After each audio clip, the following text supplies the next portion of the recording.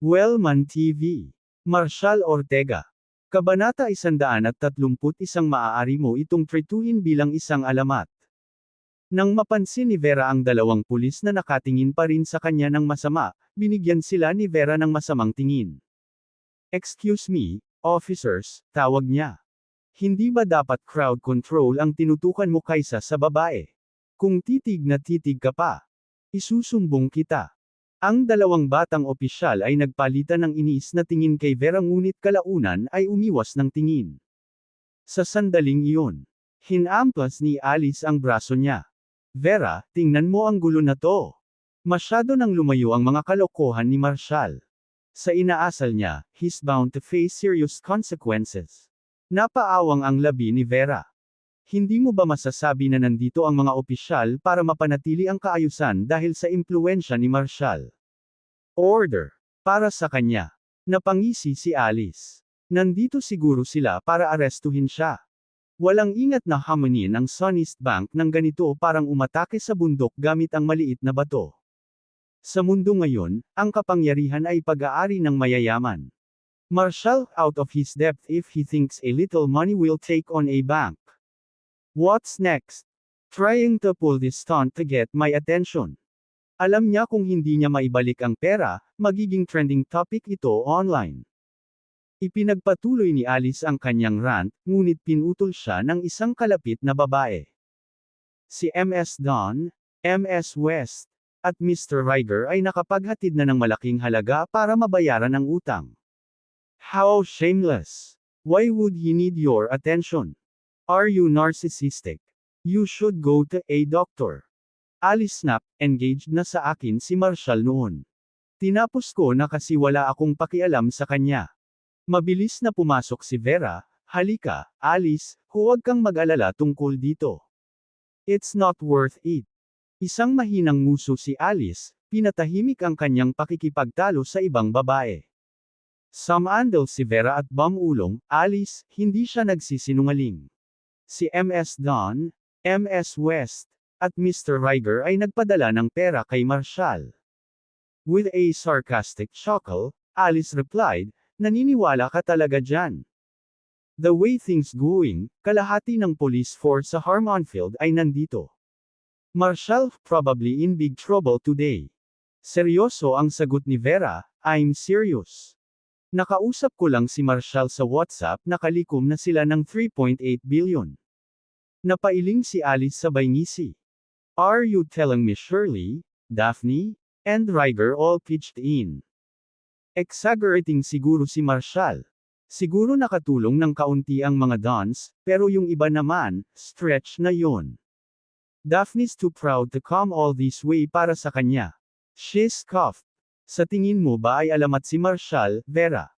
Natatawang sagot ni Vera, "Well, you can think of him as legend if you want." Habang nag-uusap sila, huminto ang dalawang military SUV at isang armored van sa harap ng Sonist Bank. Ilang pulis ang pumasok upang suriin ang mga sasakyan, na nag-udyok kay Marcel at Peter na sumugod. Nagmaneho si Freya ng sasakyang pang-training para sa Werewolf Special Forces. Inabot niya ang ID niya kina Marcel at Peter. "Mr. Fisher, M. Shelton, narito ang aking pagkakakilanlan." Nang makilala siya, ngumiti sina Marcel at Peter. "Ah, Mr. Wright's daughter. What brings you here?" Si Marshal ay kaibigan ng tito ko, paliwanag niya. "Tursim here on his behalf to deliver funds 4 billion in cash." Iminuwestre niya ang mga SUV. "Kinailangan kong humiling ng isang espesyal na sasakyan mula sa Werewolf Special Forces upang ligtas na dalhin ito sa Sonist Bank. Mangyaring ipaalam sa amin." Mabilis na inutusan nina Marcel at Peter ang mga opisyal na maglinis ng landas. Nagmaneho si Freya hanggang sa pasukan ng bangko, na sinundan ng isang dosenang sundalong nakasuot ng plainclothes na naglabas ng ilang secured na cash box at pumasok sa lobby. Sa loob, nakita ni Freya si Marshal sa karamihan at nilapitan siya. Ang mga kahon ay maayos na nakasalansan sa gitna ng lobby, na lumilikha ng lubos na kaguluhan habang ang mga tao ay nakatingin sa pagkamangha. Ilang saglit, medyo natulala sila, iniisip kung ano ang nangyari. Narito ang 4 na bilyong pera. Kunin ang mga kawani ng bangko upang magsimulang magbilang. Sabi ni Freya. Nagkibit balikat si Marshall. Freya, nakalikom na tayo ng 3.8 billion, kaya medyo hindi kailangan ang trip mo. Caught off guard? Freya asked. Nakataas na. Sa kanya napansin si Shirley sa tapat ng lobby. Shirley, dapat nahulaan ko na may kinalaman ka dito. With a soft smile, Shirley replied, I can't do it alone. Sa tulong ni MS West at Mr. Ryder na kaya naming magkamot. Kung alam ko lang na 4 na bilyon ang dinadala mo, hindi sana ako nababalisa. Sabi ni Shirley na may mapaglarong ngiti, kung ako ay makaranas ng katulad na sitwasyon, gagawin mo rin ba ito para sa akin? Sandaling natigilan si Freya, namumula habang tinatapik ang braso ni Shirley at bamulong, Shirley, nagiging malikot ka na. Sabay tawa ng dalawa. Noong una, inisip ng staff sa Sonest Bank na ang deklarasyon ni Marshall ng pagbabayad ng 3.8 bilyong cash ay walang katotohanan. Ibinasura nila ito bilang sobrang kumpiyansa ng kabataan, sa paniniwalang ang pagtitipon ng ganoong halaga sa loob ng ilang oras ay imposible para sa isang taong walang malakas na koneksyon. Ngunit sa kanilang sorpresa, nagawa niya ang hindi kapani-paniwalang gawaing ito sa loob lamang ng 30 minuto. Hindi lamang nagkaroon ng 3 nangungunang numero. Mula sa Harmonfield ay nagtipon sa lobby ng bangko upang tumulong na itaas ang halaga. Ngunit dumating din si Freya, ang Deputy Commander ng Draconia Special Forces, na may karagdagang 4 na bilyon. Ngayon, mayroong mahigit 8 bilyong cash na nakasalansan sa 12 safe deposit box sa lobby ng bangko, na ikinamangha ng lahat. Bilang pinuno ng sangay ng Harmonfield ng Sonest Bank, naiwan si Dominic sa pagkabigla, ganap na hindi sigurado kung paano tutugon. Hindi niya namamali na ang padalos-dalos niyang mga desisyon ay magdadala sa kanya sa isang imposibleng sitwasyon. Iniisip niya kung kanino siya nagkamali para mapunta sa napaka-awkward na posisyon. Samantala, si Aaron, ang Deputy President ng Sonest Headquarters, kasama ang communications team na dinala niya, ay nakatayo sa gilid, na parang mga bystanders lang. Pinanood nila ang mga pangyayari sa ganap na katahimikan na hindi makapagsalita. Ang kanilang orihinal na misyon. Ibinigay ng presidente ng bangko, ay upang makipag-ayos sa mga bagay na pinansyal sa mga dons, umaasa na mapanatili sila bilang isang kliyente para sa lahat ng kanilang mga pangangailangan sa pagbabangko. Gayunpaman, ang kasalukuyang mga pangyayari ay nag-iwan sa kanila sa isang kumpletong pagkawala.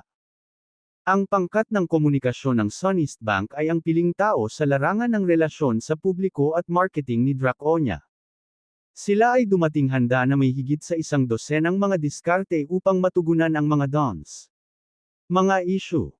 Ang pinuno, si Eva Kerr, ay tiniyak kay Sebastian na sila ay magtatagumpay sa pagpapanumbalik ng mga relasyon sa mga dons. Gayunpaman, pagkarating sa sangay ng Harmonfield, mabilis nilang nakita ang mga bagay na hindi kasing simple ng inaasahan. Napakalaki ng impluwensya ng kabilang partido, na iniwan silang tulala at malayo sa kanilang liga. Ang dalawang panig ay hindi sa parehong antas. Paano sila makikipag-ayos sa kanila? Matapang na tinanggihan ng Sonest Bank ang kahilingan ng mga dons na bayaran ang kanilang 3.8 bilyong pautang at hinarangan pa ang mga opsyon sa pagbabayad. Ngunit sa loob lamang ng kalahating oras, halos 8 bilyong cash ang dinala, na may karagdagang 4 na bilyon sa daan halos 10 bilyong cash, na inaalis ang anumang pangangailangan para sa mga negosasyon. Ang kanilang magalang, binubuong mga aksyon ay nag-iwan sa mga tauhan ng bangko na walang masabi, na itinatampok kung paano pinalaki ng bangko ang katayuan nito. Pagkatapos ng malalim na pagsasaalang-alang, nagpasya si Aaron na hindi niya kayang pangasiwaan ang sitwasyon ng mag-isa. Sa pagkilala sa kanyang mga limitasyon, pinili niyang iulat ang bagay sa presidente ng bangko, si Sebastian. Sa sandaling ito, si Sebastian ay apurahang nagdaraos ng isang pulong. Samantala, si Sebastian ay nasa gitna ng isang kritikal na pagpupulong, kung saan nalaman niya na hindi lamang tinapos ng mga dons ang lahat ng pakikitungo sa Sonest Bank, ngunit ang Violet Crest International at Abyssal Dominion ay sumunod din, kung saan higit sa 70% ng mga negosyong konektado sa mga kumpanyang iyon ay nagputol din ng ugnayan. Dagdag pa sa kaguluhan, si Carson, ang pinakamayamang tao sa Brookhaven, ay nagpapatuloy din ng katulad na hakbang, ang mga pamamaraan ng pagwawakas ay isinasagawa na. Kasama. Sa wala pang isang oras, karamihan sa mga pangunahing domestic client ng bangko ay nag-withdraw, na humahantong sa malaking pagkalugi. Mabilis na sumang-ayon ang mga shareholder ng Sonest Bank na dapat matugunan ang mga mapagmataas na aksyon ni Dominic at ng kanyang koponan. Ang kanilang mga pabaya na desisyon ay nagdulot ng malaking halaga sa bangko, na nagudyok sa maraming kliyente na bawiin ang kanilang negosyo, na nagbawas sa kita ng bangko ng higit sa 30%. Sa sandaling iyon, ang mensahe ni Aaron tungkol sa estado ng mga bagay sa Harmonfield ay nakarating sa mga shareholder, na nabigla sa kanila. Walang inaasahang makakamit ni Marshall ang tila imposible. Napagtanto kung gaano kalubha ang pagkakamali ni Dominic, agad na inutusan ng mga shareholder si Sebastian na personal na pangasiwaan ang bagay sa Harmonfield. Iginiit nila na dapat niyang gawin ang lahat para mapatawad si Marshall, kahit na ito ay nangangahulugan ng hindi pangkaraniwang pagsisikap. Nang walang antala, si Sebastian ay sumakay sa isang helicopter na nagbibigay lamang ng mga pagbabago kay Marshall. Kabanata 132 ang nangungunang koponan sa komunikasyon ni Draconia.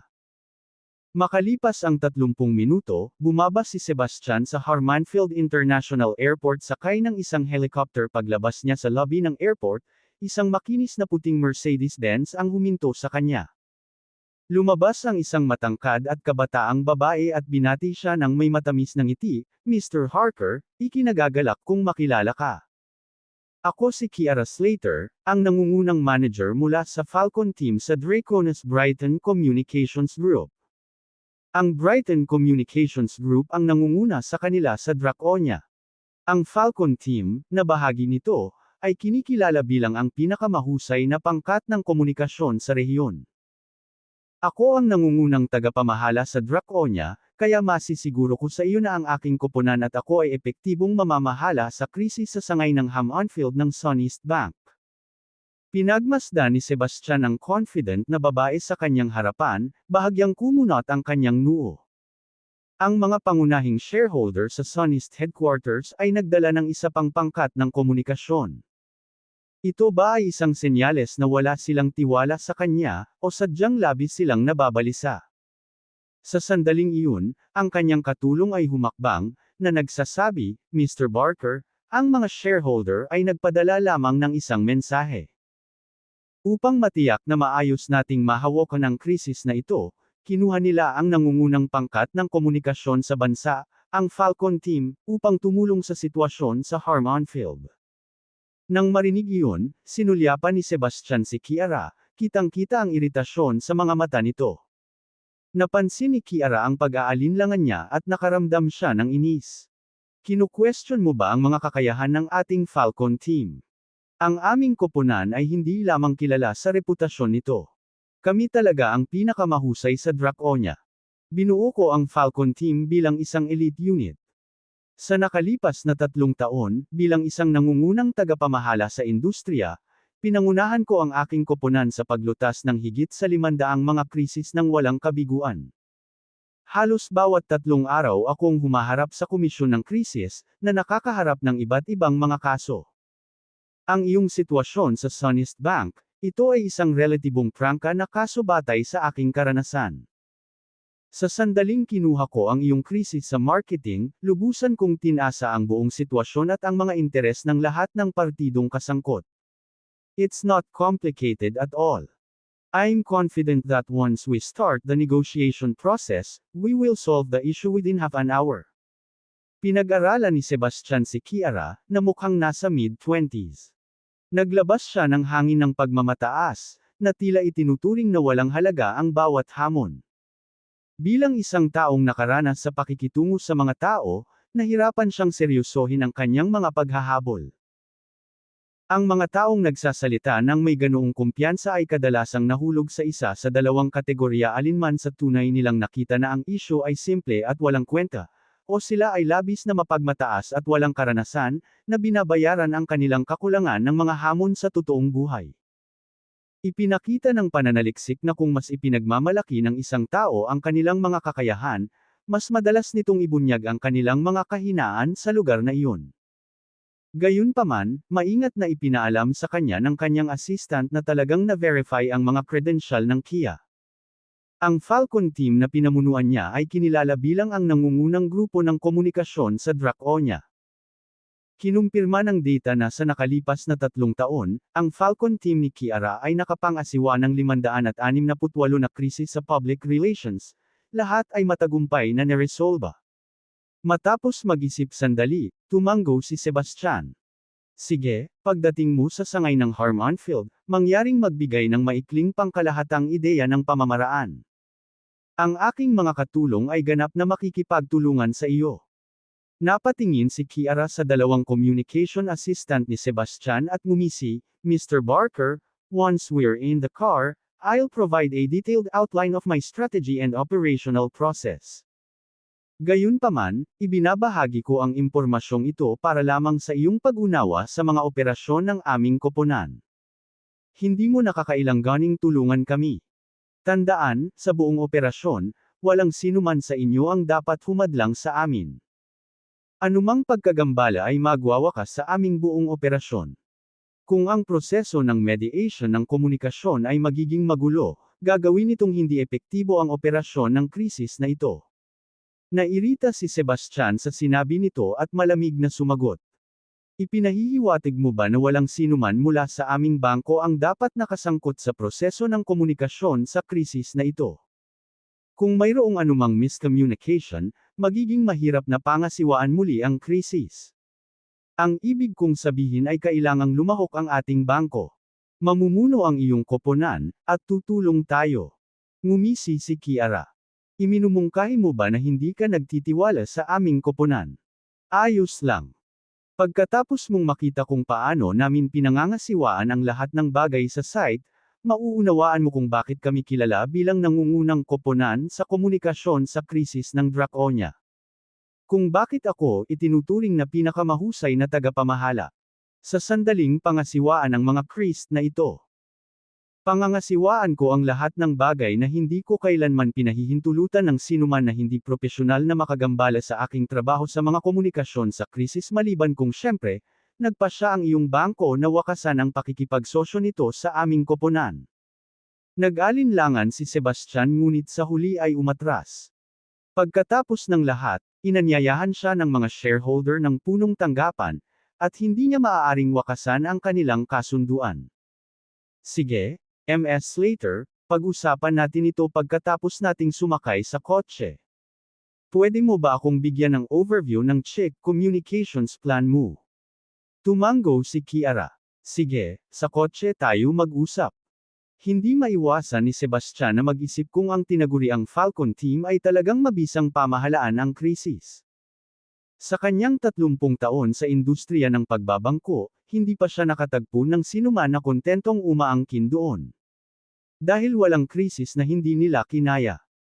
Nang nasa sasakyan na sila, inilabas ni Kiara ang kanyang laptop at ipinakita ang kanyang diskarte sa pamamahala sa krisis kasama ang iba't ibang mga propesyonal na chart ng pagsusuri at mga diagram ng relasyon para muli ni Sebastian. Mr. Barker, gusto kong ipakilala sa iyo ang aming Falcon Communications Tram at nagpapaliwanag mula sa plano naming tugunan ng krisis sa sangay ng Harmonfield ng Sunit Bank. Sa pagsusuri sa isyu ng ilang pangunahing kliyente na biglang tinapos ang kanilang mga relasyon sa negosyo sa SumEast. Gayunpaman, maingat na ipinaalam sa kanya ng kanyang katulong na talagang na-verify ang mga credential ni Kira. Ang Falcon team na pinamunuan niya ay kinilala bilang ang nangungunang communication office group sa Draconia. Kinumpirma ng data na sa nakalipas na 3 taon, ang Falcon team ni Kiara ay nakapangasiwa ng 568 na krisis sa public relations, lahat ay matagumpay na neresolba. Matapos mag-isip sandali, tumango si Sebastian. Sige, pagdating mo sa sangay ng Harmonfield, mangyaring magbigay ng maikling pangkalahatang ideya ng pamamaraan. Ang aking mga katulong ay lubos na makikipagtulungan sa iyo. Napatingin si Kiara sa dalawang communication assistant ni Sebastian at ngumisi. Mr. Barker, kapag nasa kotse na tayo, magbibigay ako ng detalyadong outline ng aking diskarte at proseso ng pagpapatakbo. Gayunpaman, ibinabahagi ko ang impormasyong ito para lamang sa iyong pag-unawa sa mga operasyon ng aming koponan. Kailangang tulungan ng US. Tandaan, sa buong operasyon, walang sinuman sa inyo ang dapat na humadlang sa amin. Anumang pagkagambala ay magwawakas sa aming buong operasyon.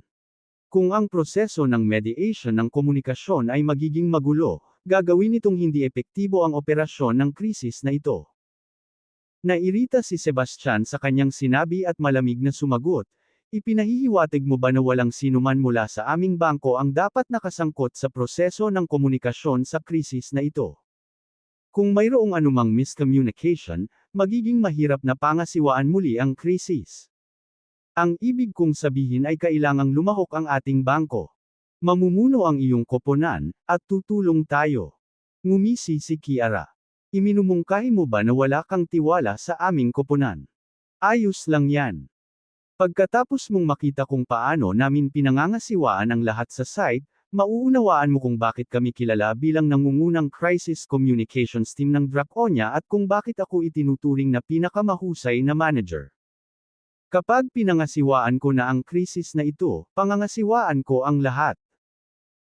Hindi ko kailanman pinahintulutan ang sinumang hindi propesyonal na makagambala sa aking trabaho sa mga komunikasyon sa krisis maliban kung, syempre, ang iyong bangko ay nagpasya na wakasan ang pakikipagsosyo nito sa aming koponan. Nag-alinlangan si Sebastian ngunit sa huli ay umatras.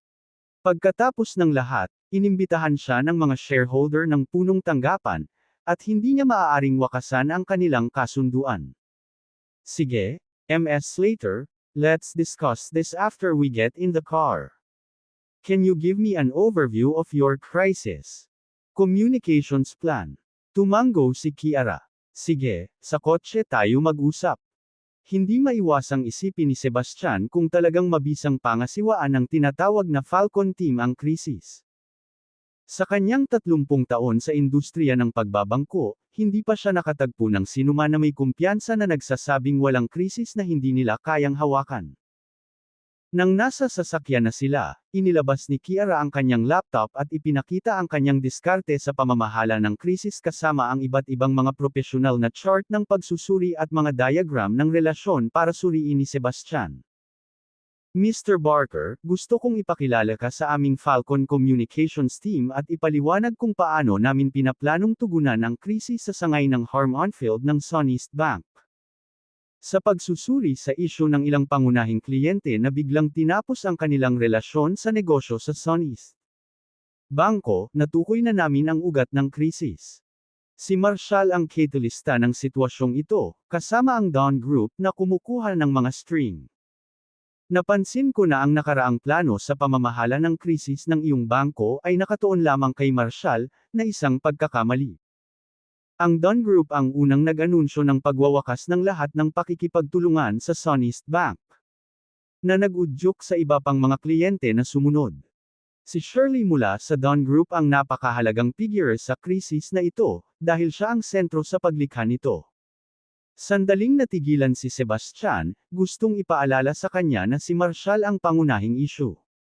Gayunpaman, nagpatuloy si Kiara nang hindi siya pinayagang sumingit. Sa pamamagitan ng malawak na pagsusuri ng data, natukoy namin na si Shirley ang pangunahing taong dapat tugunan sa loob ng Dawn Group. Gumawa kami ng ilang mga plano na naglalayon sa kanya, at kumpiyansa ang Freem na kung mabisa siyang makipag-ugnayan sa amin, ang krisis na ito ay madaling mareresolba. Nakilala ni Sebastian na si Kiara ay tumutuon sa Dons at Shirley, ngunit nadama niyang napilitang sumabad. Ms. Slater, gusto kong ipahayag ang aking mga saloobin. Ang diskarte sa pamamahala ng krisis mula sa aming pangkat ng komunikasyon ay maayos. Ang pangunahing isyu sa likod ng krisis na ito ay si Marshall. Pinananatili ko na upang epektibong pamahalaan ng krisis, ang ating pagtuunan ay dapat kay Marshall, hindi ang mga Dons. Bakas sa ekspresyon ni Kiara ang bahagyang inis. Mangyaring huwag matakpan ang aking presentasyon.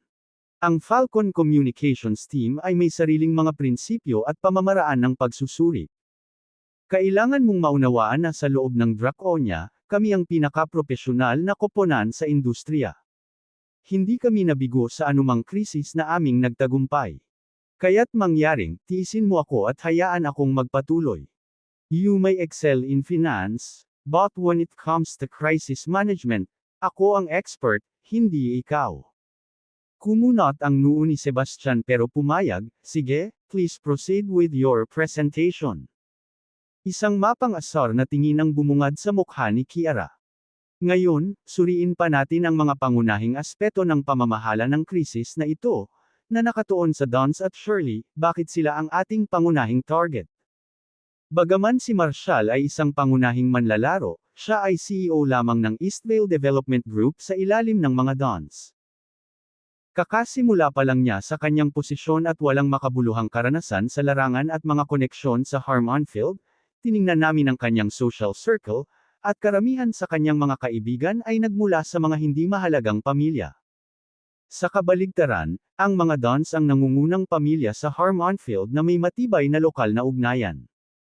Kahit na ang paparating na Violet Crest International at ang kaina-hinalang Abyssal Dominion ay hindi sila makakalaban. Kaya, ang mga Dons ay mahalaga para sa paglutas ng krisis na ito, lalo na dahil sila rin ay mga taga-suporta ni Marshall.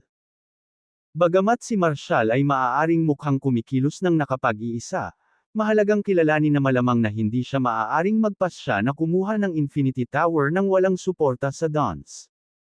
Si Sebastian at ang kanyang dalawang katulong ay naiwang ganap na naguguluhan. Kabanata 133. Naabot ni Sebastian at ng Falcon Communications Team ang Sun East Bank sa Harmonfield. Kahit na nilakasan nila ang kanilang sarili sa pag-iisip, nakakagulat pa rin ang tanawing sumalubong sa kanila. Ang lugar sa paligid ng Sun East Bank ay puno ng mga tao, na may mga pulutong ng mga bystanders na nagtipon sa labas. Sa gitna ng karamihan ay nakatayo ang halos 100 pulis na namamahala sa eksena, na may nakapaligid na linya ng seguridad. Ang bangko. Si Sebastian ay nagtagal upang patatagin ang kanyang emosyon, pagkatapos ay sinabi, "Ms. Slater, tulad ng nakikita mo, ito ay hindi lamang isang maliit na isyu tulad ng naisip mo. Ang maling pag-uugali ng mga kawani ng aming bangko ay nag-iwan ng malaking marka sa mga tao ng Harmonfield. Ang krisis na ito ay direktang nakakaapekto sa reputasyon ng Sun East Bank sa buong Draconia. Mangyaring magpatuloy ng may pag-iingat habang tinutugunan mo at ng iyong koponan ang bagay na ito. Kung magpasya ang 4 na organisasyong ito na wakasan ang kanilang mga pakikipagsosyo sa Sun East Bank, ang aming negosyo sa Draconia ay maaaring harapin ang mga malalaking pag-urong. Kahit na ang kanilang bahagi ay humigit kumulang 30% lamang, ang impluwensya ay malaki at maaaring mabilis na mag-trigger ng ripple effect sa buong bansa. Maaaring humantong pa ito sa isang matarik na pagbaba sa presyo ng stock ng Sun East Bank. Sumulyap si Kiara sa bintana ng kotse at kinutya, "Mr. Barker, hindi naman talaga nahihirapang pamahalaan ang krisis na ito. Ito ay isang kaso lamang ng isang tao na naglalagay ng impormasyon sa mga trending na balita. Makikita mo, nagpadala na ang pamahalaang lungsod ng mga pulis para kontrolin ang mga bagay-bagay, at ang magulong eksenang ito ay malapit ng maalis. Pumasok tayo sa loob at tingnan ito. It's nothing major. Relax, kapag ang ating Falcon team ay nakatuntong dito ay hindi na magiging isang krisis pa." Tumanggo lang si Sebastian. Iyon ang magiging pinakamahusay. Matapos lumabas ng kotse at ipakilala ang kanilang mga sarili sa mga opisyal, pumasok sila sa lobby ng Sun East Bank. Napansin ni Aaron at ng kanyang team ang grupo ni Sebastian at mabilis na lumapit, "Mr. Barker, nandito ka na. Medyo komplikado ang sitwasyon dito." Tumanggo si Sebastian at sinabing, "Pakiusap bigyan mo ako ng mabilisang pangkalahatang ideya ng sitwasyon dito." Sumandal si Aaron at bumulong. "Mr. Barker, nakikita mo ba ang binata dyan? Iyan si Marshall Ortega. Hindi namin inakala na magkakaroon siya ng ganoong kalakihang impluwensya sa Harmonfield. Tingnan mo na lang ang mga State Depot home sa lobby, may hawak sila sa oras sa mga gastos at sila ay nasa W. Si Sebastian Glam and kay Robon sa mga sakit. Ang sakit B5 song the scenes sa Bark. Nadama niya na ang pamamahala sa araw ng krisis na ito ay magiging isang chimjain di verkedan. Just ako. Ang pag-iipon ng mahigit en bilyong cash sa loob ng isang oras ay mangangailangan ng isang account ng Gior at mga koneksyon. Sa gitna ng mga tao, pinagmasdan niyang mabuti si Marshall. Sa ilang dekada ng karanasan, masasabi niyang may kakaiba sa pronong lalaking ito. Ang kalmado at kalmadong ipinakita niya ay hindi katulad ng anumang nasaksihan niya. Ang pagkakaroon ng posisyon ng Pangulo sa Sonist Headquarters sa loob ng maraming taon. Ang upuan ay nagkaroon ako ng maraming maimpluwensyang figure. Gayunpaman, hindi pa siya nakatagpo ng isang kabataang tulad ni Robo na agad na nakadama ng mga sigar sa isang oras. Siya ay kumbinsido na ang kanilang nakaraang pagsusuri ay tama. Ang taong ito ay walang pagsala ang mga pangunahing manlalaro. Sa pag-iisip nito, mabilis niyang sinuggest si Kara. Ms. Simmer, kailangan mo bang baguhin ang iyong diskarte sa relasyon sa publiko? Tess, feel free to call tumigas agad ang ekspresyon ni Kiara. Mr. Barker, you still question my meeting with your shareholders, and I will promptly dismiss the crisis management scam. Sandaling nag-alinlangan si Sebastian at tanging sagot lang. Ms. Sher, you've misinterpreted my words. Imi advising you. What I mean is that if there's any mistake in our approach to crisis management, you should make the necessary adjustments right away. The success of this situation is very important to us, Kiara responded coldly. Huwag kang mag-alala, Mr. Barker. Kung hindi natin ito maaayos sa prestihiyosong reputasyon ng 30 Falcon team. Isang tahimik na buntong hininga ang pinakawalan ni Sebastian, sige. I leave this in your hands. Dallas, maaari mong alisin ang aming. Sa sandaling iyon. Napansin ni Dominic, na abala sa pagbibilang ng pera, si Sebastian na nag-aayos ng kwarto. Nanginginig sa pag-aalala, naglakad siya sa gitna ng mga tao at nagmamadaling lumapit kay Sebastian, nakayuko ang kanyang ulo, Mr. Barker, please punish me. I really didn't expect things to escalate like this today, enough talking won't help now. Sagot ni Sebastian sa mabagsik na tono. Dominic, itinayo ko itong Harmonfield Market mula sa simula, at ngayon ay sinira mo na ito. Kapag naayos na ang sitwasyong ito, pag-uusapan natin ang lahat ng maigi. With that, handa na naman siyang linawin ang kanyang punto kay Kiara. Nakatuon na kay Shirley ang elite team ng apat ni Kiara. Nag-navigate sila sa crowd at naabutan si Shirley. Nakangiting profesional, binati siya ni Kiara, "Hello, Ms. Don. Hayaan mo akong magpakilala. Ako si Kiara Slater mula sa Falcon Tiern sa Brighton Communications Group sa Draconia. Naniniwala akong pamilyar ka sa pangalan ko. Sa pinakakaunti, malamang na nakatagpo ka ng mga artikulo tungkol sa akin sa mga nauugnay na magazine. I don't mean to brag, but in this field, they refer to me as a top-notch public relations manager. You can say I'm somewhat of a celebrity." Habang pinupuri ni Kiara ang sarili, lahat ay nagpalitan ng nalilitong sulyap. Lumapit si Amber at nagtanong, "Ms. Slater. Falcon team. What's your purpose here? Are you here for Ms. Don?" Nairita si Kiara sa kanyang pagkaputol. "Sino ka? Can't you see I'm in the middle of a conversation with Ms. Don? Interrupting someone is incredibly disrespectful." Bahagyang kumunat ang noo ni Amber. "I don't need you to tell me that. I'm Ms. Don's assistant. If you have something to say, you can talk to me directly." Galit na galit si Kiara. "Tabi ka. Bilang katulong, wala ka sa posisyon para kausapin ako." "Amber, let her finish."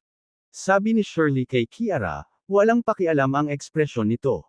"What do you need from me?" "Nice to meet you, Ms. Don." Si Kiara once again flashed a professional smile. "I'm here to talk about the partnership with Sonist Bank." "Nako, naiintindihan ko, Ms. Slater. Hindi na kailangang ituloy." Nagawa ko na ang desisyon ko patungkol sa bagay na ito, at ito ay pinalwalang sinuman ang maaaring baguhin kung ano ang desisyon ng Dawn Group. Natigilan si Kiara. Nagulat siya nang makitang tila hindi natuwa si Shirley nang marinig ang pangalan niya. Sa katunayan, nagpakita pa siya ng malamig na kilos. Ms. Dawn, I traveled a long way with genuine intent to discuss matters with you. It feels quite rude for you to dismiss me like this. Itinaas ni Shirley ang mga talukap ng mata na walang pakialam. Naging malinaw na ako. Anumang desisyon na ginawa ng Dawn Group, maaari kang umalis ngayon. Hindi ko isasaalang-alang ang anumang negosasyon. Ay pinal. Itinuring ni Marshall ang apat na public relations managers ni Kiara na may cool, mayabang na ekspresyon at tumawa. Interes. Natigilan si Kiara nang makitang nakangiti si Marshall ng mga sandaling iyon. Nakita niyang imposibleng tanggapin ang saloobin nito. Pinagtatawanan mo ba ako? Sandaling nagulat si Marshall sa self-righteous woman na ito. Bakit nagsimula ang isa pang salungatan sa Mer? Pinagdikit niya ang mga labi niya at sumagot, ano bang masama sa pagtatawanan mo? May isyo ka ba niyan? Sagot ni Kiara, ano ang nagbibigay sa iyo ng karapatang pagtawanan ako? Ang mga lalaking tulad mo sa mababang antas ay hindi man lang nakikilala kung sino ako, hindi ba? Let me tell you. Kami ang Falcon team ng Brighton Communications Group sa Draconia, ang nangungunang public relations team sa industriya. Ako si Kiara Slater, ang top-notch manager ng team na ito. Sa malapit, humagalpak ng tawa si Sean. Wow! Saan nanggaling itong babaeng maling akala? Hahaha. Sinaman siya ng tingin ni Kiara. Ikaw bastos na tao, anong nakakatawa? I am here to talk about the business partnership problem with MS Dawn concerning SunEast Bank. Ang bastos ng ugali mo, alam mo ba? Medyo. Inilibot ni Sean ang kanyang mga mata. You're out of your mind. Hindi man lang kayo pinapansin ni MS Dawn. Hindi mo ba maintindihan ang simpleng usapan? Saan ba nanggaling ang lahat ng mga baliw na ito? Nakakatawa talaga na inimbitahan talaga ng SunEast headquarters ang isang tulad mo dito, hahaha. Galit na sagot ni Kiara, hindi ako mag-aaksaya ng oras sa pakikipagtalo sa taong napakasama ng ugali. Agad na sumibol sa galit si Sean, napasigaw. Sinong tinatawag mong ill-mannered? Maniwala ka na sasampalin kita sa mukha ngayon din. Habang papalapit si Sean para sumuntok, sinaman siya ng tingin ni Marshall at nagutos, umalis ka. Mabilis na umatras si Sean, sumagot, sure thing. Mr. Ortega. Sandaling natigilan si Kiara. Huminto siya at sinaman ng tingin si Marshall saglit bago nanunuya, nababanaag sa kanyang mga mata ang matinding paghamak. Naisip niya na hindi karapat-dapat sa kanyang oras sa mga negosasyon ang isang taong may kaawa-awang katangian. Muli niyang hinarap si Shirley, na nagsasabing, Ms. Dawn, sana ay magkaroon tayo ng makatuwirang pag-uusap tungkol dito. Malamig na sagot ni Shirley. Walang dapat pag-usapan tungkol sa partnership sa SunEast Bank. Please leave. Naguguluhan pa rin si Kiara. Talagang tinatanggihan ni Shirley ang kanyang Falcon team sa bawat pagkakataon. Ito ay hindi katanggap-tanggap. Ms. Dawn, ang Dawn Group ay ang pinakamalaking business conglomerate sa Harmonfield. Bilang CEO, ito ba talaga ang lawak ng iyong kakayahan? Shirley ay hindi na interesado sa pakikipag-ugnayan sa kanya, na nagsasabi. Ms. Slater, kung patuloy mo akong ginugulo ng ganito, hindi ko maipapangako na hindi na mauulit ang nangyari. Pumasok si Fivia at nagpuna. Ms. Slater, I'm sorry to say na hindi matutupad ni Shirley ang iyong request. Please return, and apologize for waste you time. Galit na sagot ni Kiara.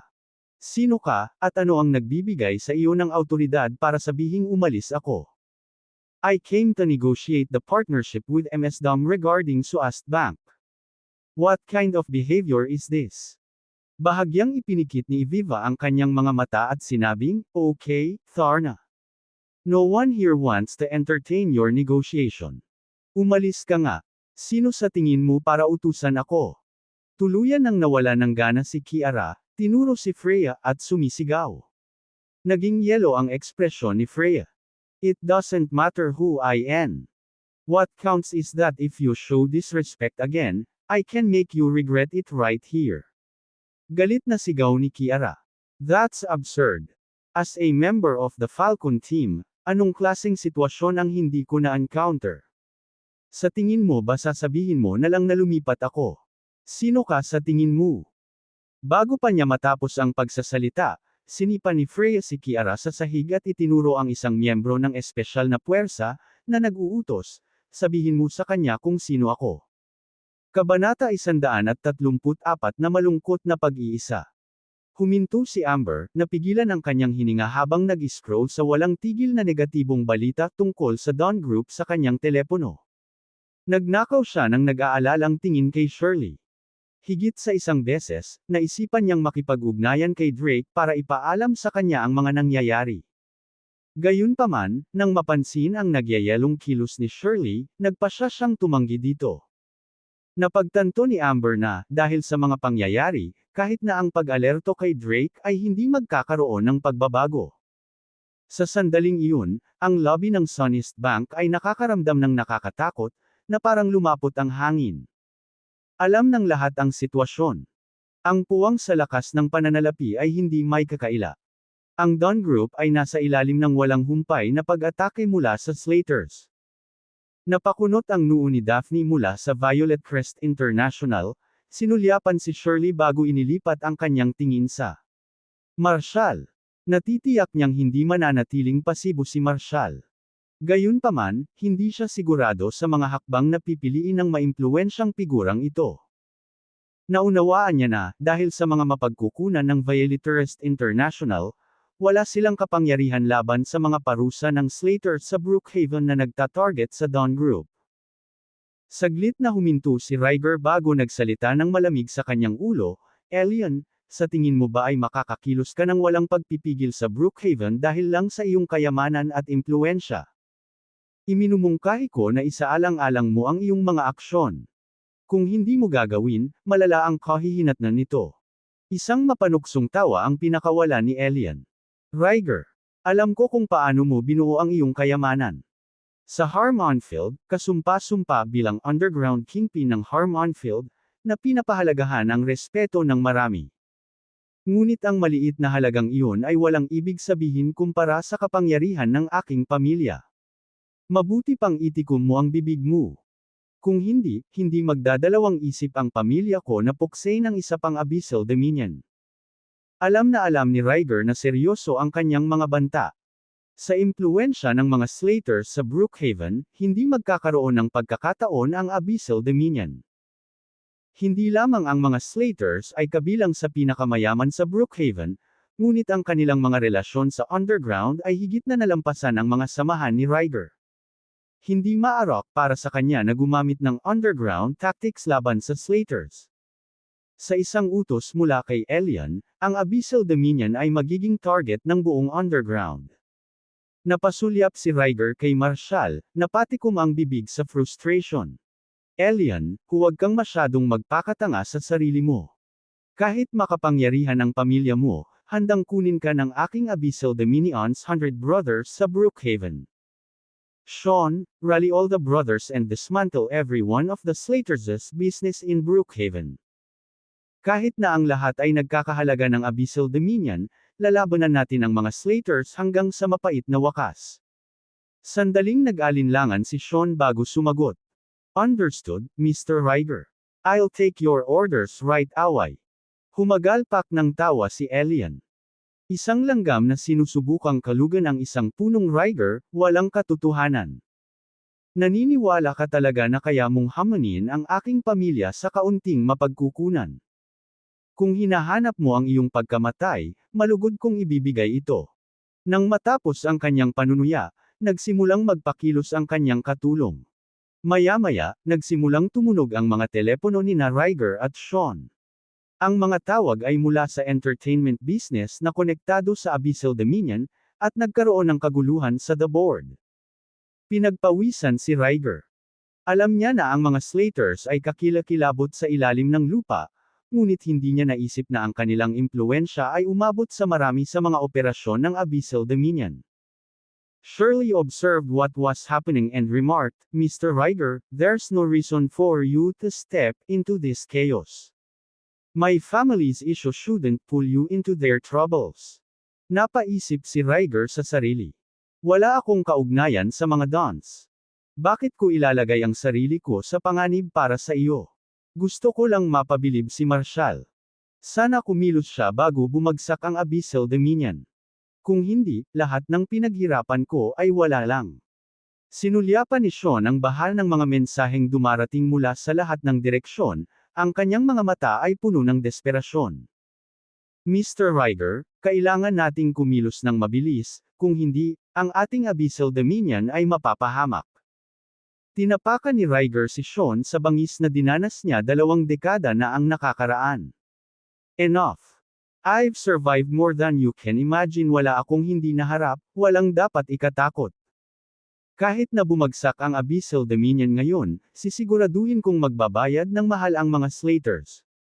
Ang kanyang dagandong ay nagpadala ng panginginig sa buong lobby. Sa Harmonfield, lahat ng nasa matapang na laban. Alam niyang nabuo ang nakakatakot na reputasyon ni Riger. Kahit nalaban sa isang kakilakilabot na kalaban tulad ng mga Slaters, ang mabangis na tigre na ito ay nanatiling ligaw at hindi napigilan sa kanyang galit. Maya-maya lang ay walang tigil na tumunog ang telepono ni Shirley. Naunawaan niya na ang mga ito ay tiyak na mga kagyat na tawag mula sa mga pinuno ng iba't ibang sangay sa loob ng Dawn Grupo. Lumilitaw na ang Dawn Group ay tinitingnan din ang isang krisis na maaaring mga hulugan ng buhay o kamatayan. Gayunpaman, sa kabila ng kalubhaan, nanatiling kalmado si Shirley. Ang kanyang titig ay determinado, ang kanyang ekspresyon ay nagyayelo, na walang bakas ng takot. Ang kanyang lolo ay palaging nagpapaalala sa kanya na ang mga dons ay inuuna ang katapatan at karangalan higit sa lahat, hindi bagay ang gastos. Sa pagkakataong ito, nag-cruise ang landas ni Marshall sa Sunnist Bank. Ang Dawn Group ay mabilis na pinutol ang ugnayan sa Sunnist Bank, na humantong sa mapanghamong sitwasyon na kinakaharap nila ngayon. Pero wala siyang naramdamang panghihinayang. Tiningnan ni Kiara ang Dawn Group at Abyssal Dominion, na mabilis na dinala sa isang miserableng estado ng kapangyarihan ng kanyang pamilya sa loob ng ilang minuto. Habang natatawa, tinuya niya, "Shirley, tinatawag kanilang kilalang MS Dawn ng Dawn Group, pinuno ng pangunahing pamilya ng Harmonfield ang tinaguriang Diyosa ng Harmonfield. Ngayon, gumuho ang mga Dons. Ang sakuna na ito. Sabik na akong makita kung paano ka, ang Diyosa ng pinamamahalaan ng Harmonfield na panatilihin ang anumang pagmamataas o dignidad nang wala ang Dons. Lakas para suportahan ka, Haoz. Kung luluhod ka sa harapan ko at sampilin mo ang sarili mo ng 100 beses, siguro hihilingin ko sa tiyuhin ko na maawa ka sa pamilya mo. Shirley, alam mo ba na kapag bumagsak ang mga Dawn, wala ka nang matitira? Ang maganda mong mukha ay hindi na magdadala ng paghanga, kayamanan, o palakpakan lamang na kapahamakan." Hahaha. Tawa ng tawa si Kiara. Tiningnan siya ni Shirley ng malamig na titig at mahinahong sumagot, "Nakakaawa ka talaga." Nanunuya si Kiara, "Shirley, walang kabuluhan ang matatapang mong salita. Laban sa tunay na kapangyarihan, iminumungkahi kong matuto kang magpasakop. Ikaw ba? Talagang naniniwala na ang iyong marupok na pagmamataas at kayabangan ay maaaring tumayo laban sa aking pamilya? Nakakatawa. Gitling. Hindi ko maintindihan kung bakit ang iyong Dawn Group ay kumpiyansa na putulin ang lahat ng relasyon sa Sunnist Bank. Nakalimutan mo na ba, sa mga pangunahing stakeholder ng Sunnist Bank, ang mga Dons ay walang iba kundi mga insekto. Sa ngayon, dapat natutunan mo na kung ano ang ibig sabihin ng Money Rule. Ang kapalaran ng aming pamilya ay parang isang bundok ng ginto, na may kakayahang durugan ang Dawn Group sa wala kaagad. Kabanata 135 Malungkot na pag-iisa. Ang kanyang mga salita ay agad na nagpasigla sa mga kawani ng bangko na nagbibilang ng Wrath Tunic. Bilang mga empleyado ng Sunnist Bank, bigla silang nakaramdam ng sobrang pagmamalaki, na parabang may kanya-kanya ka doon. Sa sandaling iyon, pakiramdam ng bawat isa sa kanila ay mas maraming bituin ang hawak nila kaysa sa sikat na diyosa ng hard-minded na si Sheridan. Sa sandaling iyon, ang mga sulyap na ibinato kay Marshall, Shirley, at ang iba pa ay napuno ng scam at disapin at hindi nagtagal, ang ilan sa mga teller sa bangko ay nagsimulang magbulungan ng tahimik sa kanilang mga sarili. Naisip kong si MS Don ang may hawak ng lahat ng impluwensya, ngunit ganap silang walang kapangyarihan laban sa aming boss. Talagang naniniwala sila na mapapabagsak nila ang Sun East Bank sa pamamagitan ng pagsasama-sama ng bilyon-bilyong cash sa magdamag. Anong biro? Napakaliit ng impluwensya ng Don Group. Paano pa nila maiisip na nasa posisyon na sila para tapusin ang partnership nila sa Sun East Bank? Niloloko lang nila ang sarili nila. Nakasimangot ng malalim si Sebastian na nanatiling tahimik hanggang ngayon. Kahit na ang Slaters ay may lakas upang madaig ang mga Dons sa sobrang galit, ito ay darating sa isang malaking halaga sa kanila. Ang gayong pag-uugali ay isa lamang maliit na pagkilos ng paghihimagsik. Para sa isang taong tunay na nakakaunawa sa negosyo, wala itong halaga. Pagkatapos ng ilang sandali ng pag-aalinlangan, siya yumuko kay Elian at Bamulong, Mr. Slater, isipin na dapat nating tapusin ang mga bagay dito. Isang maliit na aral upang ipakita ang iyong kapangyarihan sa Dons ay sapat na. Hindi natin kailangan. Panasan sila ng buo. Bagaman ang Don Group ay tila hindi gaanong mahalaga sa mga Slaters, sila ay isang kilalang pamilya pa rin sa Harmonfield. Kung itulak sila ng masyadong malayo, maaari itong magdulot ng malubhang problema sa atin. Bukod dito, maaari itong magdulot ng isang ripple ng mga negatibong kahihinatnan sa buong Brookhaven. Ang reputasyon ng Sun East Bank ay magdurusa ng malaki, posibleng humantong sa kumpletong pagkawala ng lahat ng lokal na negosyo. Isang panunuya ang pinakawalan ni Elian. Kung isa sa alang-alang kung paano na ang mga bagay ngayon, ang pagkawala ng lahat ng aming domestic na negosyo ay hindi magbabago ng isang bagay. Sinadya niyang taasan ang boses para marinig ng lahat sa lobby. Dahil pinag-uusapan natin ito, ibahagi natin ang ilang magandang balita sa ating mga tauhan. Ang aming Sun East Group ay nakatakdang bumuo ng isang strategic partnership sa Aldridges ngayong gabi. Ang pakikipagtulungang ito sa Aldridges ay magbibigay daan sa amin na palawakin ang mga operasyon ng aming Sun East Group sa isang pandaigdigang sukat. Sa paglipas ng panahon, ang aming kumpanya ay hindi na tumutok sa maliit na merkado ng Draconia, lalo na ang aming domestic na negosyo. Nang matapos magsalita si Elian, biglang naghiyawan ang mga staff sa lobby ng Sun East Bank. Ang Sun East Group ay talagang malapit ng makipagsosyo sa Aldridges, isa sa nangungunang 5 tycoon sa mundo. Ito ay nangangahulugan na ang Sun East Group ay magbabago sa isang internasyonal na korporasyon. Kapag opisyal na tayong nakipagtulungan sa Aldridges, tataas ang ating kita sa loob ng wala pang 6 na buwan.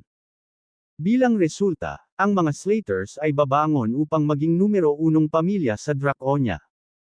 Sa isang tycoon tulad ng Aldridges na sumusuporta sa amin, ang Sun East Bank ay hindi na kailangang tumuon sa domestic business.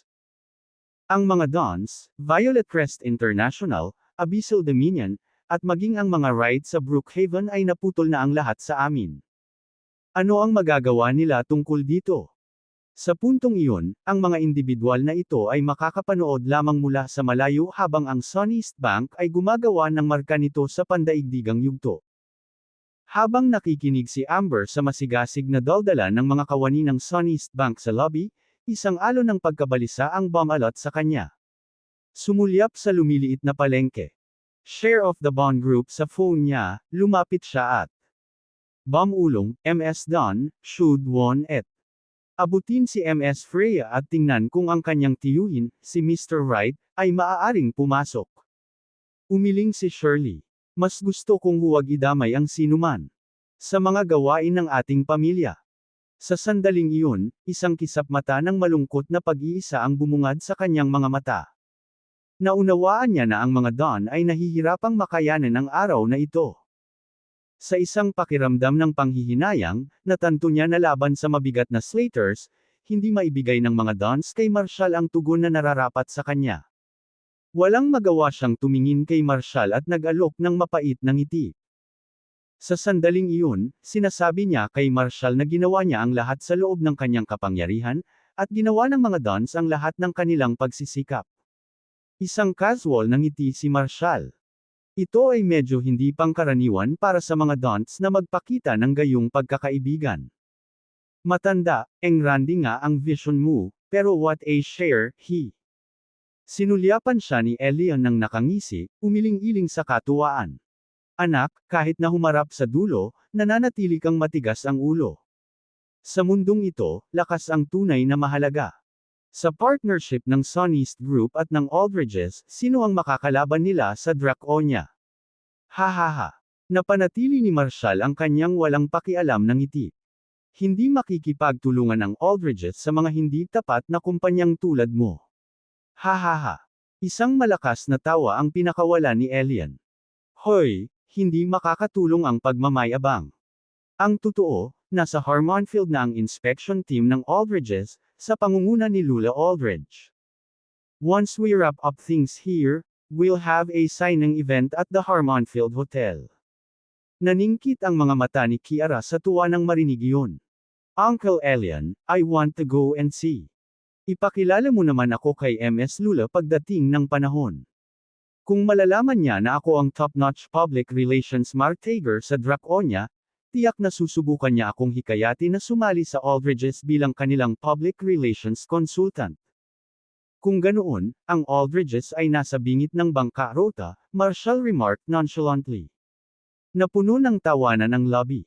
Ikaw.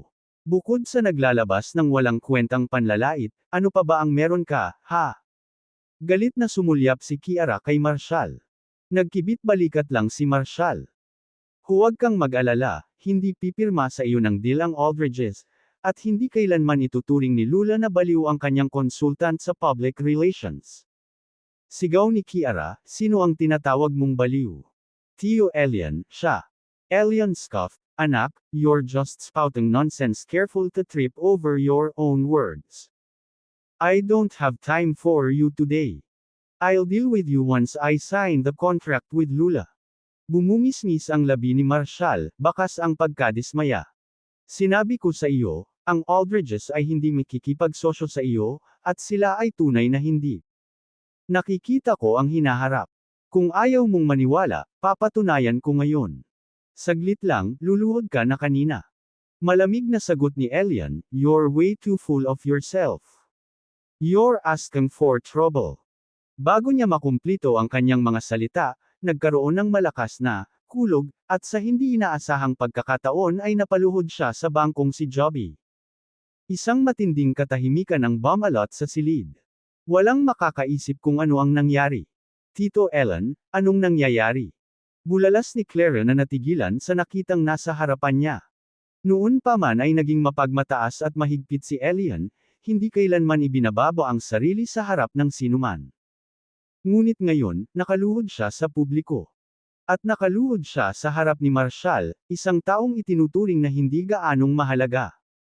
Bakit hindi mo tulungang bumangon si Tio Elian? Sigaw ni Kiara sa dalawang bodyguard na nakatayo sa likod ni Elian. Agad na naaga ng atensyon ng dalawang matipunong bodyguard at sumulong para tulungan si Elian. Sa malamig na lobby ng bangko, muling umalangaw-ngaw ang boses ni Marshall, na puno ng saya. Magpapaluhod din sila. Paano nila matutulungan ang tito mo? Nang matapos siyang magsalita ay napilitang lumuhod sa sahig ang dalawang matipunong bodyguard. Ang kanilang bigat ay tumama ng husto sa marmol na sahig, na naging sanhi ng pag-crack nito. Napanganga si Elian, nanginginig habang tinutusok niya ng daliri si Marshall at sumigaw, ikaw, sa asterisk Andrel ka. Anong ginawa mo sa akin? Nagkibit balikat lang si Marshall. Mr. Slater, hindi naman pangunahing isyu ang ginawa ko. Ang mahalaga ay napatunayan mo ang aking mga kalkulasyon at lumuhod ka. Ang iyong mga aksyon ngayon ay magdudulot ng malaking halaga sa iyong pamilya sa lahat ng panahon. Just you wait. Uber, T. Galit na sinenyasan ni Elian si Sebastian na katabi niya. Bakit nakatayo lang kayong lahat? Tulungan mo ako. Mabilis na sumugod sina Sebastian, Aaron, at ang iba pa para tulungan si Elian. Sa kabila ng kanilang mga pagsisikap, hindi nila siya maiangat mula sa lupa kahit gaano pa nila kalakas ang paghila. Si Elian ay basang-basa sa pawis at nagpapanik. Sa hindi malamang dahilan, hindi niya nakontrol ang kanyang katawan. Ang pagluhod ng ganito ay nag-iwan sa kanya ng lubos na kahihiyan. Hindi kaya may iniisip si Marshall. Ang totoo, wala siyang ginawa. Gayunpaman, sa kaibuturan niya, nakatitiyak siya na ang sitwasyong ito ay konektado kay Marshall. Sa sandaling iyon, wala na siyang gusto. Kaysa alisin si Marshall. Talaga kayang ang kontrata ng Aldridges ay magiging eksakto sa inaangkin ni Marshall. Habang sumagi sa kanyang isipan ang ideyang ito, isang alon ng takot ang bumalot sa kanya. At that putik, bastard match, Keck call from McFuel. Pinilit ni Flan na tumayo sa pagkain ng Credit Y. Siya ay pinilit na manatili curling the cold me bet track H. Ay dumating up. Mangyaring hintayin ang araw ng Elbder. Sa kabilang dulo, nagsalita ang alinman sa libreng Hill Aldridges ay nagpasya na tapusin siya. Subukan ko. Epektibo kaagad, lahat ng Barn Essay Demig, Hetden Mitstenerenji at ang Aldridges ay tinatawag na. Kasabay nito, ang mga Aldridges ay pinasigla ako sa panahon ng aming pakikipagtulungan sa Samek Sir. Bulalas ni Tay Elian sa Shrek, bakit ba ang bowler mo talaga? Yes, Mr. Slater. Ang buwis ng Aldridge Content Group sa loob ng 5 minuto. Sa panahong iyon, mauunawaan mo na ang lahat. Nang inag ang katawan ni Tian, nabasag niya ang sealed oven at nagtrabaho. Ang yumaong aking sumayaitin ay winakasan itong kooperasyon ko biglang, Trogan's Ample. Ngumiti si Lula at sumagot, Treront Eigel your section is ate and the off so count the Aldridge. Bilang resulta, ang Sonist Bank ay kailangang magbayad ng Nem-Enger Omnet. Kung hindi dahil sa interbensyon ng kaibigan ko, ang Hidatroth City and Strong UT Group. Natarante si Elian. MS. Lula, na-offend ba talaga ako sa kaibigan mong si Win sa lugar mo Alm? At, hindi alintana, nanunuya si Lula, haha, hindi ka sanay sa corning repetition, want hum 4 outages authority have been gone long ago. Nasaktan mo ang aking mahal na kaibigan, kaya ngayon ikaw ay nasa enerhiya. Namula ang mukha ni Elian, at naramdaman niya ang isang alon ng Dutchy Win-13. Ano sa mundo ang nangyayari? Kailan ako tumawid sa Aldridgerment esteemed friend? Pinilit ni Elian na alalahanin ang sinumang maaaring magkaroon siya ng offer. Kamakailan, hindi siya kumilos laban sa sinuman. Hindi rin siya nakipag-away sa sinumang maimpluwensyang individual. Sino ang taong it? Ever bilang sulted in an int? Inol ang Sumberbank paraan, ang karamihan ng tao ay huligat sa pamamagitan ng Meracni paningin sa harap nila. Ilang saglit pa lang ay mas magaling na si Carlier kaysa sa naging medring at nagtataka na parabang kakayanin niya ang anumang bagay na may kaso. Sa impluwensya ng mga Slaters, lumitaw na maaari niyang ipanalo ang kanyang landas. Ngayon, gayunpaman, lumuhad siya sa gitna ng toro, ang kanyang tape ay naubos ng amoy at ang kanyang katawan ay nanginginig. Sa isang layunin, siya ay tila tumanda ng mahina.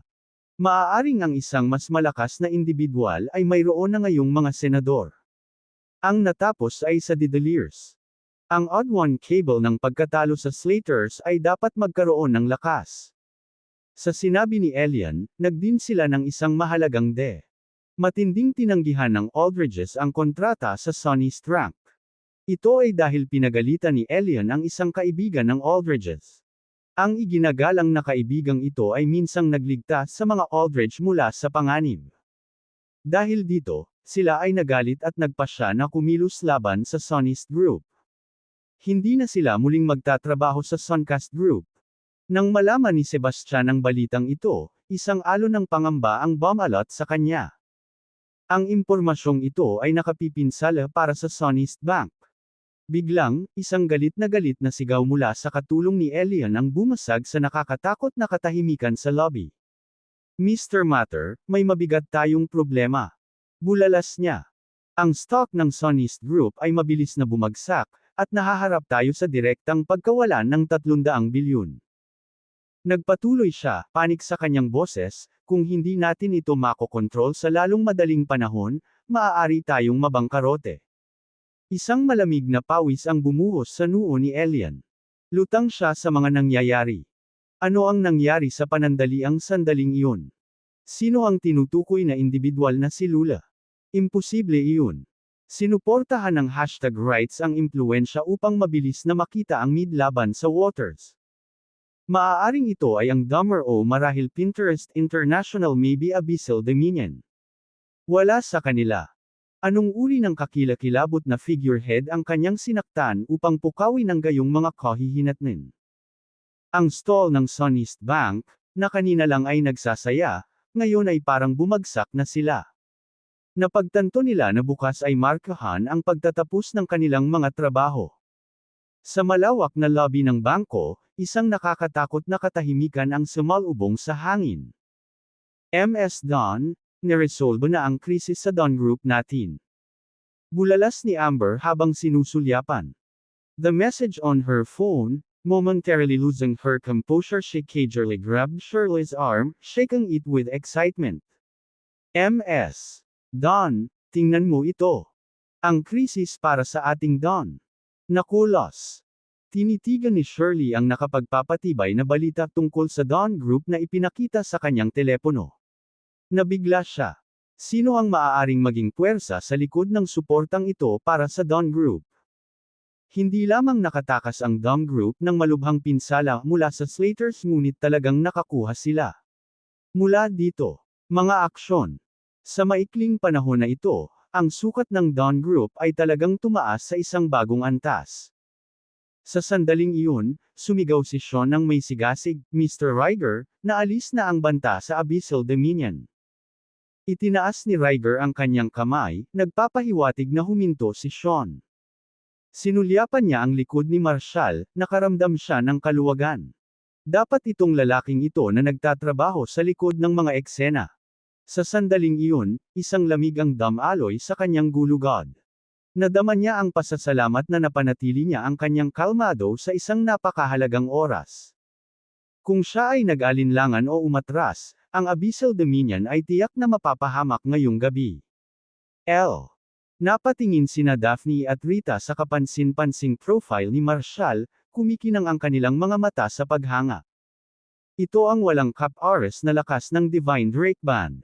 Hindi maisip ni Elian na, sa wakas, sila ay magdurusa. Dahil sa kay-abangan na kababawan ng kanyang pamilya. Pagkatapos ng suntok na ito, mapapawi ang mga Slaters mula sa hanay ng mga piling pamilya ni Brookhaven. Maya-maya lang ay tumunog ang phone ni Marshall na may mensahe. Marshall, hinihintay kita sa room 3001 sa Harmon Field Hotel. Miss Dighton. Santoval. Lula. Ikaw.